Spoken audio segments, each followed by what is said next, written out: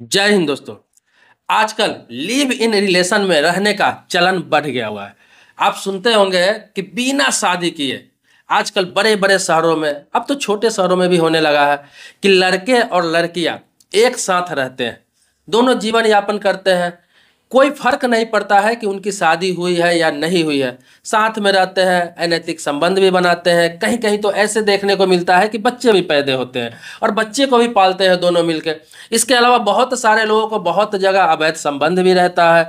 तो यह प्रचलन में आ गया। प्रचलन में खास तौर पर तब से आया है जब सुप्रीम कोर्ट की तरफ से 497 को हटा दिया गया। तब से तो और ज्यादा प्रचलन ये चल गया है कि लोग लिव इन रिलेशन को लीगल मान लिए। लेकिन मैं आपको बता दूं कि लिव इन रिलेशन लीगल है या इलीगल है, इससे कोई मतलब नहीं है। लेकिन आपको उससे होने वाला जो बच्चा है, अगर लिव इन रिलेशन में रहते हुए आपका बच्चा हो जाता है, या फिर आपका अवैध संबंध कहीं पे है वहां पे आपका बच्चा हो जाता है, किसी के साथ आपका अफेयर है वहां आपका बच्चा हो जाता है, आप भले ही शादीशुदा नहीं है, तो उस पीरियड में क्या होगा? क्या हुआ? बच्चा लीगल होगा? क्या उस बच्चे क्या आपके संपत्ति पर हक है, अधिकार है? क्या देना पड़ेगा? आज इसी पे बात करने जा रहा हूँ। पूरे वीडियो में आप बने रहेंगे। बहुत कम समय का वीडियो बना रहा हूँ और पूरे डिटेल से बताने जा रहा हूँ आपको। देखिए, आपको बता दूं कि लिव इन रिलेशन से जो बच्चे होते हैं, शादीशुदा तो है नहीं, लीगल लिव इन रिलेशन में रह रहे हैं, दोनों स्वेच्छा से साथ में रह रहे हैं, स्वेच्छा से संबंध बना रहा है, सब चीज स्वेच्छा से हो रहा है, बच्चे भी स्वेच्छा से ही हुए होंगे। तो जो बच्चे होते हैं, उस बच्चे का अधिकार आपके प्रॉपर्टी पर उतना ही होगा जितना आपके लीगल बच्चे का अधिकार आपके प्रॉपर्टी पर होगा। Same to same. चाहे आप शादी करके आपका बच्चा पैदा होता है, चाहे बिना शादी का आपका बच्चा पैदा होता है, उस बच्चे का लीगल बाप आप ही होंगे और आपके प्रॉपर्टी पर उसका उतना ही अधिकार होगा जितना कि आपका लीगल बच्चे का होता है। बहुत लोगों को ये लगता है कि चलो लिव इन रिलेशन में रहते हैं, बच्चे हो गए तो मेरे प्रॉपर्टी पे हक नहीं ले सकते हैं, अधिकार नहीं जमा सकते हैं। लेकिन वो आपका प्रॉपर्टी का हकदार होगा, आपके प्रॉपर्टी का उतना ही भागीदार होगा जितना आपका लीगल बच्चा होता है जो शादी से होता है। इसी प्रकार से अवैध संबंध से, अनैतिक संबंध से कहीं पे आपका बच्चा होता है, जिसे नाजायज बच्चा पहले कहा जाता था, लोग कहते थे कि तो नाजायज पैदा हो गया हुआ।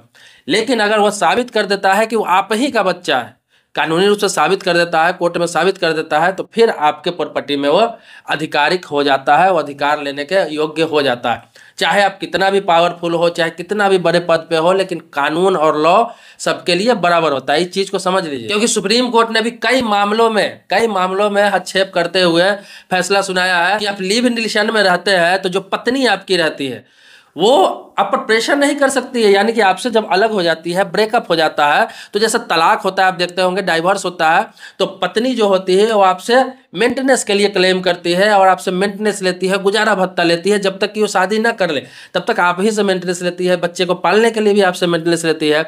लेकिन लिव इन रिलेशन में जब आप ब्रेकअप होता है, अलग होते हैं, तो वो आपसे गुजारा भत्ता के पात्र नहीं है, आपसे वो किसी प्रकार का मेंटेनेंस नहीं ले सकती है।